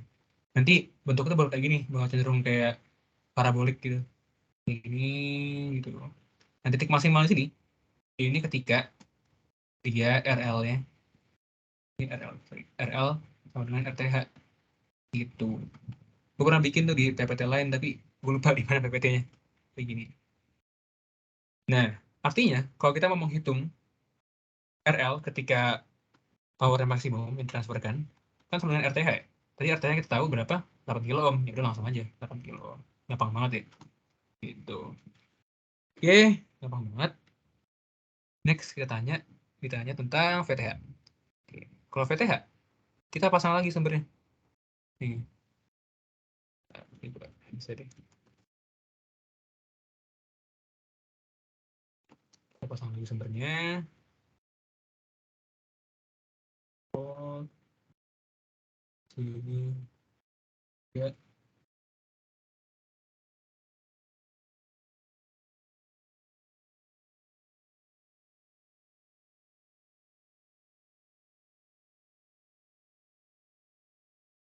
Tapi kondisinya tetap si bebannya kita lepas ya. Kalau Thevenin, kalau si di Norton bebannya kita short circuit. Ini terlepas, kita open circuit. Di sini 3 kilo ohm, di sini 6 kilo ohm, di sini 2 kilo ohm, dan di sini 4 kilo ohm. Sini 2 mili ampere, dan di sini 12 volt sudah. Nah, kita lihat di sini, tidak berapa loop nih, kira-kira. Ada 2 kan, di sini, sama di sini. Misal ini gue namain I1, ini I2. Nah, ini ngapa nggak ada loop nih, Bang? Nah, kan dia sifatnya open circuit. Open circuit, dan ini tuh nggak kita pasang voltmeter. Jadi di sini tuh nggak ada arus yang ngalir di sini. Bisa kita hapuskan. Kita open circuit dan nggak kita ukur nih besarannya berapa. Jadi oleh karena itu dia hitungannya adalah open circuit, nggak ada arus yang ngalir di sini. Jadi loopnya cuma 2 aja. Nah, langsung aja kita misal loop kanan dulu nih. Kita analisa loop kanan. Kenapa gue pilih loop kanan dulu? Karena ini lihat di sini. Ini I2 di loop kanan. Sedangkan di loop kanan dia ada sumber arus 2 mili ampere. Dan mereka saling bertemu nih arahnya. Walaupun berbalikan ya. Di sini artinya apa? Kalau kita analisis di loop kanan, berarti I2 itu karena dia punya sumber independen arus juga, besarnya adalah minus 2 mili ampere. Langsung aja kita nggak perlu ngitung resistornya. Karena udah ada sumber tegangan, udah ada sumber arus independen nih. Langsung aja I2 sama minus 2 mili ampere. Gitu. Kenapa minus? Karena arah berlawanan. Di sini gue setnya arah berlawanan. Kalau kalian arahnya juga searah juga nggak apa-apa sih sebenarnya. Cuma konsisten aja gitu. Di sini gue bikin berlawanan. Sekarang lo kiri.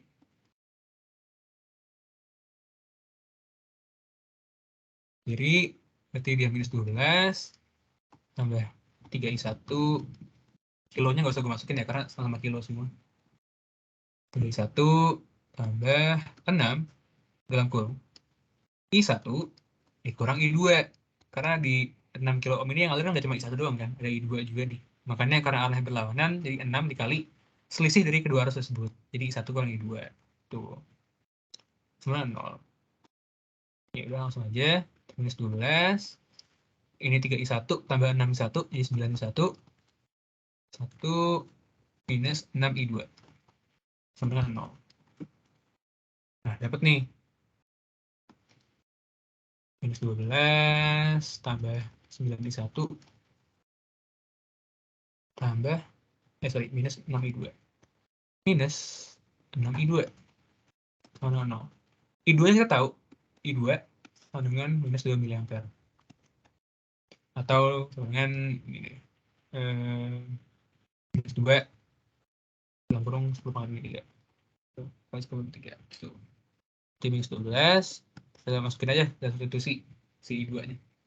Tambah 9I1 minus 6 dalam kurung minus 2 kali 10,3 sama 0. Ya udah, berarti minus 12 terus tambah 12 ya, kali 10,3 tambah 9I1 sama 0. Berarti 9I1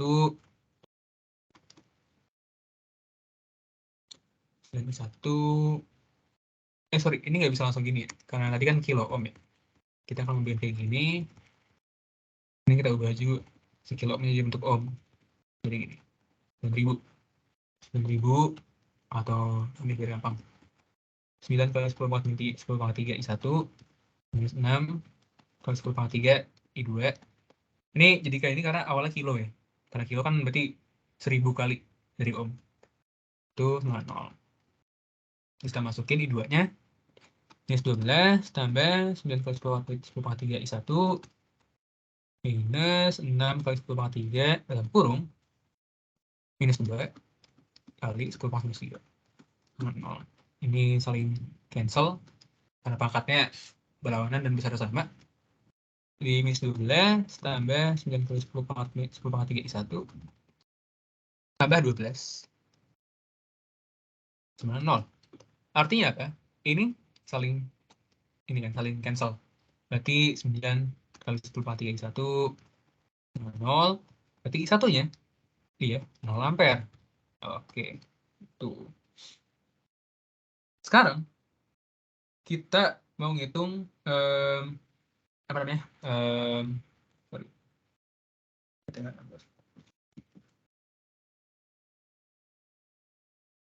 Satu.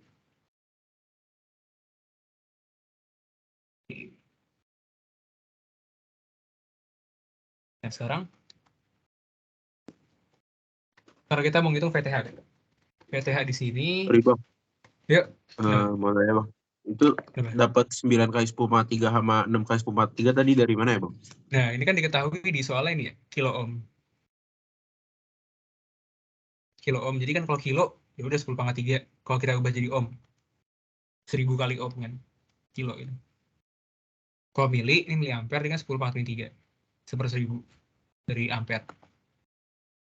Konversi aja maksudnya. Kayak awalnya gue nggak pakai kali pangkat 10 kali 10 pangkat 3 tuh kayak biar simpel aja sih. Karena sama-sama kilo semua kan. Sama kilo semua. Cuma ini gue jadiin kali 10 pangkat 3 karena apa? Karena gue masukin I2 yang di mana dia kondisinya adalah mili, bukan kilo. Jadi gue nggak bisa nih pakai langsung nggak gue kasih 10 pangkat 3-nya. Karena ada besaran lain yang ini skalanya beda. Ini mili, sedangkan si hambatannya kilo. Gitu. Paham nggak? Paham bang, thank you. Oke. Nah, next. Sekarang kita mau menghitung untuk VTH-nya. Bentar, ini gue ada masalah dikit.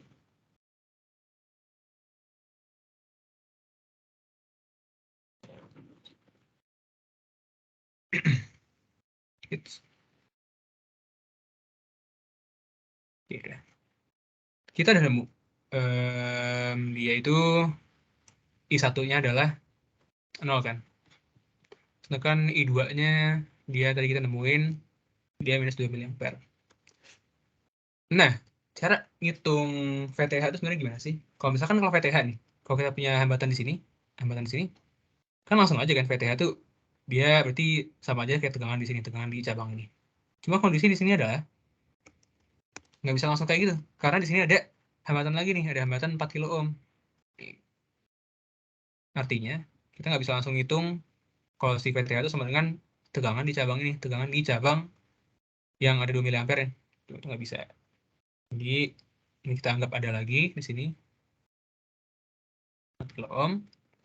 Nah, kita udah nemu I2 dan I1. I1 sama dengan 0 dan I2 sama dengan minus 2 mA.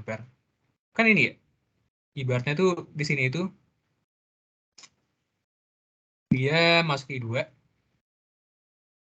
Sini ada I1 juga. Artinya kan di node ini, misalnya gue kasih nama node A ya. Node A, di node A, arusnya itu adalah dia jumlah dari I1 tambah I2. Berarti di sini ada keluar satu nih, kayak IA. Berarti IA sama dengan, kan ada I1. I1 masuk ke node I2, karena 0 nilainya, jadi I2 doang sisanya. Kan I1 tambah I2, 1 tambah I2. Berarti IA dengan 0 tambah 2 mA. 2 kali 10 minus 3. Nah, IA ini adalah arus yang masuk ke dalam voltmeter nanti. Masuk ke pengukuran kita. Masuk ke rangkaian ekuivalen Thevenin-nya, si IA ini. Nah, di sini ketahui IA-nya adalah 2 mA. Kita disuruh ngitung VTH nih. VTH sesuai namanya. VTH, sedangkan kita punya hukum Ohm. V I kali R. It's I kali R. Artinya, ini kan dia bentuknya kurang lebih I kali R juga kan. Tapi I-nya yang mana, R-nya yang mana? I-nya yang tadi, I-nya adalah arus yang masuk ke dalam rangkaian ekuivalen atau IA, dan R-nya adalah rangkaian ekuivalen hambatan ekuivalen Thevenin-nya, RTH. Gitu. Jadi sama dengan IA tadi 2 mA, 2 kali 10 pangkat minus 3, dikali RTH-nya dia 4 ya. 4 kali 10 pangkat 3 ohm. Nah, langsung aja. Berarti VTH sama dengan, ini saling cancel. VTH-nya adalah dia kita temukan, sorry kan salah. 2. Bentar ya. 2. 8. Ini berapa sih ekuivalennya? Ekuivalennya RTH. Oh, 8, sorry. Pas maksimum. 8, bukan 4. Nah, ada salah. Oke, sini 8. Sini 8 ohm, tempatan Theveninnya. Jadi hasil akhirnya adalah 16 volt. Ini adalah tegangan ekuivalen Theveninnya. Dan nemu semua dari RTH-nya 8, terus RL tambah 8, RTH turun 8. Yang terakhir adalah P max, kok 8 sih? 16 volt. Oh, ditanya P max. Nah, logikanya, kan rumus P itu ini ya, P sama dengan V dikali I. Ya, kalau P kali V kali I, artinya kita bisa ubah juga nih, bagi P dengan P kan I kali R, berarti I kuadrat kali R. I kuadrat kali R. Nah, kira-kira dia P itu kan ini ya, sebanding sama nilai hambatannya. Berarti daya bakal maksimal ketika apa? Ketika hambatannya itu maksimal juga. Dan kita tahu hambatan bebannya itu CRL itu ketika maksimum power transfer dia besar ada 8 kilo ohm. Kilo ohm ya? 8 kilo ohm, sorry. 8 kilo ohm. 8 kilo ohm. Berarti P max ini itu sama dengan IA tadi, I yang masuk ke rangkaian ekuivalen atau dalam kurung 2 kali 10⁻³ di kuadrat dikali tadi hambatan RL ketika maksimal 8 kali 10⁻³. Tuh, berarti P max-nya berapa? Berarti P max-nya sama dengan ini 10⁻⁻6 kalau minus 3 berarti sorry.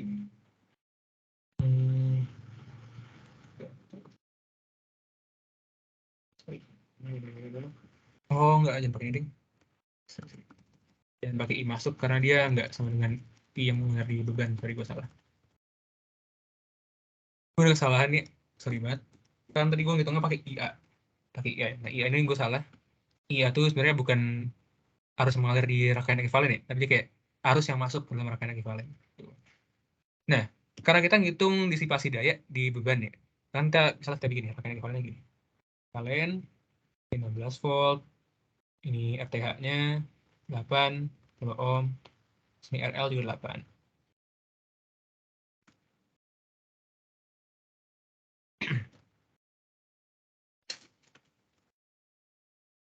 Oke. Di sini rumusnya adalah kalau gue salah tadi kalau misalnya ini nggak bisa langsung kayak gini, nggak bisa langsung V kali I. Rumusnya adalah untuk maksimum power transfer itu adalah V Thevenin kuadrat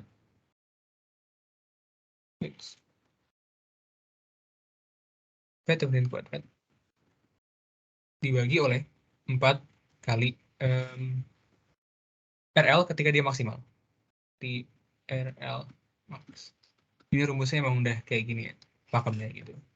Jadi VTH-nya 16 kuadrat per 4, terus ini 8.000. 8.000, 18,3. Nah, udah. Berarti kan 16 kali 16 dan 256 per 4 kali 8 kali 1,3 berarti 32 kali 1,3.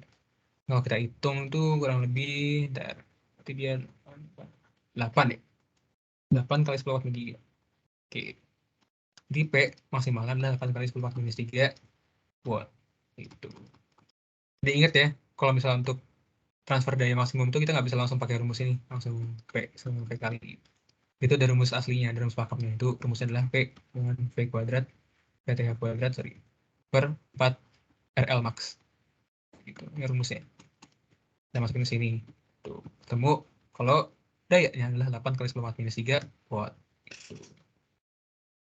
Ini untuk soal nomor 3 ada pertanyaan? Gimana?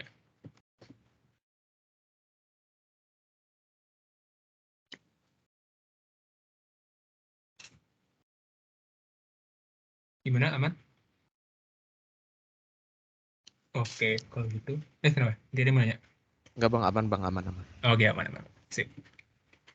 Kita masuk ke soal terakhir. Sebenarnya kan kelas sebelah ada yang dapat OPM, ada yang nggak dapat OPM juga ya. Tapi gue bahas aja sekalian nggak apa-apa.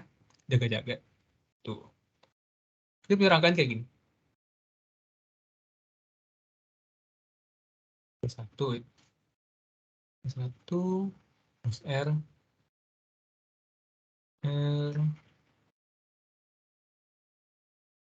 kapasitor sini.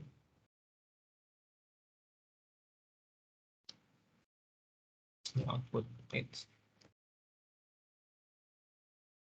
Minus, ini kayak gimana? Sini ada amplifiernya.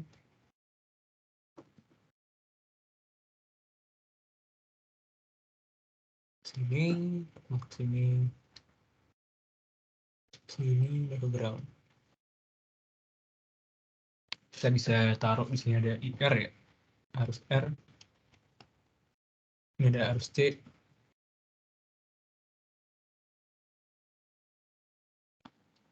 Terus ini ada titik A dan titik B. Kurang jelas. Itu. Nah, sebenarnya sebelum kita ngitung tentang operational amplifier, kita perlu paham dulu nih sebenarnya yang dimaksud dengan operational amplifier itu apa sih? Sesuai namanya, fungsinya dari operational amplifier itu adalah untuk mengamplify atau memperkuat. Yang diperkuat di sini adalah apa? Adalah tegangan. Jadi nanti kalau misalnya kita hitung di sini, tegangan di V2 ini, dia bakal lebih tinggi sepersekian kali, beberapa kali dibanding tegangan di V1. Karena ada yang operational amplifier ini. Jadi fungsinya kayak untuk menghasilkan namanya gain, voltage gain. Nah, untuk memperkuat lah, ini memperkuat tegangannya. Tuh. Di sini di soal ketahui dia tahun ini tuh diketahui R1 bukan R-nya 1 kilo ohm, terus C-nya 1 mikrofarad, 1 F, dan P1-nya 2000 T. Ini P1 2000 T. Ini. Berarti ini dia 2000 T ini adalah sebuah tegangan DC ya. Loh, kalian mungkin ada yang tahu nih. Kenapa kok tegangannya DC? Tapi di sini kapasitornya perlu kita hitung. Oh, kan bukannya kalau di DC itu dia kapasitor dianggapnya sebagai open circuit ya. Nah, kalau di open circuit itu ketika apa? Ketika kondisinya dia steady state. Steady state itu ketika apa? Ketika kapasitornya muatannya 0 atau muatannya sudah penuh. Sedangkan kalau untuk ini, kita analisisnya ketika dia lagi transient state. Atau dia lagi posisi, lagi nge-charge ya, lagi nge-charge kapasitornya. Oleh karena itu, kapasitornya perlu kita hitung juga. Gitu. Kalau misalnya diketahui, dia saat initial condition, saat T sama dengan 0, dia ketika C-nya muatannya masih kosong. Udah kita anggap aja open circuit gitu. Tapi kalau di kondisinya diketahui, berarti kita anggap aja itu lagi transient state. Atau dia lagi kondisi mengisi kapasitornya. Gitu. Di sini dianggap asumsinya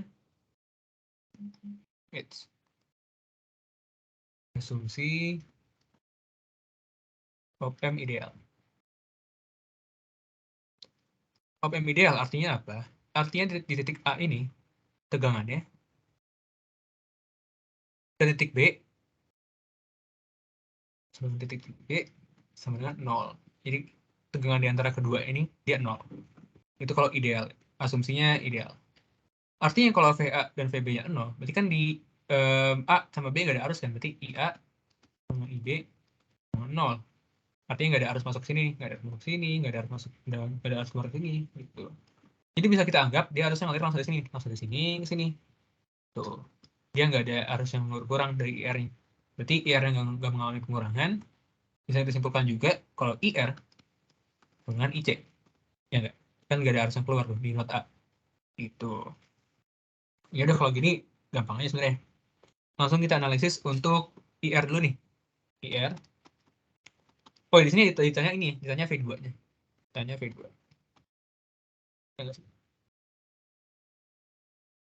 Iya, V2. Oke. Kita tinjau IR. Di sini IR itu kan rumusnya adalah V1 dikurang VA per R. Dengan VA-nya ini 0, bisa dicoret. Dengan V1 R sama dengan 2000 T per 1000 1 kilo ohm sama dengan 2 T. Nah IC, kan dia ini ya, dia nggak melalui hambatan biasa tapi melalui kapasitor. Nah kalau kapasitor rumusnya gimana sih? Nah jadi kalau di kapasitor tuh kalau kita menghitung arus dia rumusnya gini, C dV per dt gitu. Kalau kita ngitung tegangan dia rumusnya gini 1 per C hingga dt terus ini I dt. Ini kalau kita ngitung tegang, kan kalian yang menggunakannya arus doang, jadi kita pakai rumus yang C dikali dV per dt. Jadi gimana? Di sini V-nya, V yang menyebabkan si IC ngalir kan ini ya. Dia adalah VA minus V2. Ya kan? Berarti sama dengan C kali D VA dikurang V2 per dt. Karena VA-nya 0, cat aja. Seperti sebenarnya C kali minus dV2. Sorry.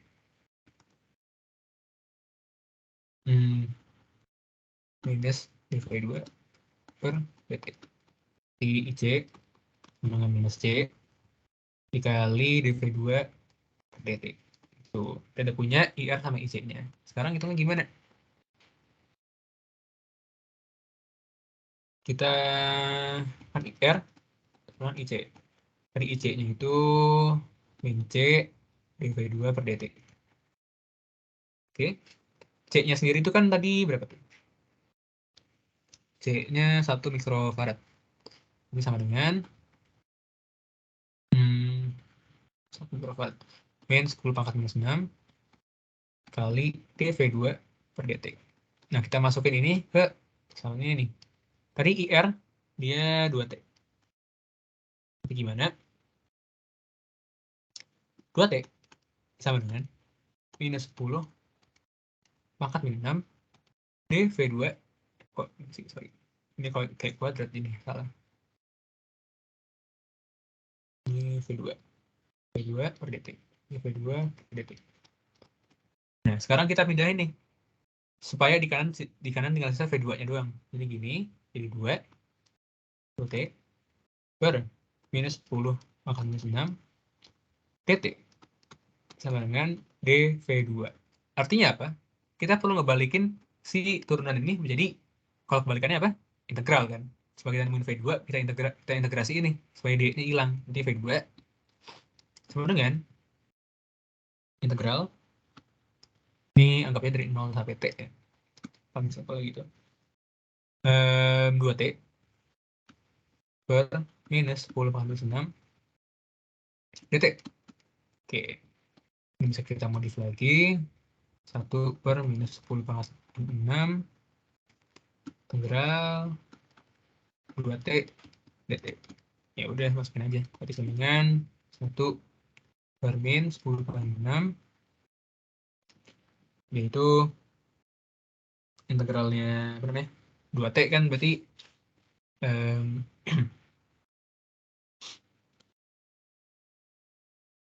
hitung integralnya. Gue cek dulu, gue bingung sih itu. Oh ya benar. Oke. Ya benar. Ya. Oke, betul. Jadi kan ini T-nya jadi pangkat 2, ini turun jadi 1 kali T kuadrat gitu. Benar. T. No. Berarti V2-nya di sini adalah di atas saja. Tuh, V2 sama dengan minus 1 per 10 pangkat minus 6 kali T kuadrat. Kan kalau T kuadrat kita masukin 0, 0 kan. Jadi asal 1 minus 1 per 10 pangkat minus 6 dikali T kuadrat volt. Gitu. Ini adalah V2-nya. Untuk operational amplifier ada pertanyaan nggak? Gimana?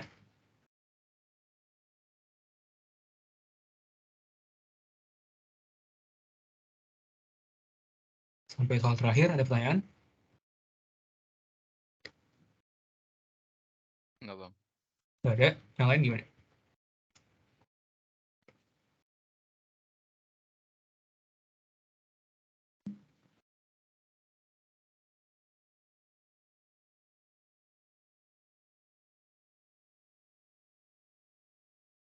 Nggak ada ya? Oh, oke deh. Kalau misalnya emang nggak ada, berarti gue anggap ini udah beres untuk materi yang gue sampaikan hari ini. Tadi udah kita bahas dari semuanya ya, dari mesh, node, terus KCL, KVL, superposisi, Thevenin Norton, gitu-gitu, voltage divider, current divider, udah dapet semua. Nah, karena nggak ada yang udah nggak ada yang nanya lagi, mungkin untuk asistensi kali ini gue akhirin. Thank you banget buat yang udah datang semuanya. Semoga asistensi kali ini bermanfaat buat kalian dan semangat juga buat UTS ke depannya ya. Karena kan biasanya kalau RL tuh UTS-nya nih, kalau waktu online dulu gue RL1 waktunya singkat banget. Tapi kalau misalnya kalian offline harusnya aman-amannya sih waktunya, kayak biasa. Jadi pasti bisa kok kalian ke RL1. Itu. Yang pasti tetap belajar terus dan semangat terus semuanya. Terima kasih. Assalamualaikum warahmatullahi wabarakatuh. Mungkin gue balikin ke Akpro lagi. Waalaikumsalam warahmatullahi wabarakatuh. Terima kasih Bang Hilmi. Ntar yang materi PPT-nya boleh minta ya Bang. Aman. Oke. Jamboard tadi udah ya? Jamboard udah Bang. Oke, sip. Oke, terima kasih buat Bang Hilmi. Terima kasih juga teman-teman udah hadir di asistensi RL. Kita tutup dengan tadi kita awali dengan doa, maka sekarang kita tutup dengan doa. Semoga ilmu yang udah Bang Hilmi berikan bisa bermanfaat bagi kita semua. Berdoa dimulai.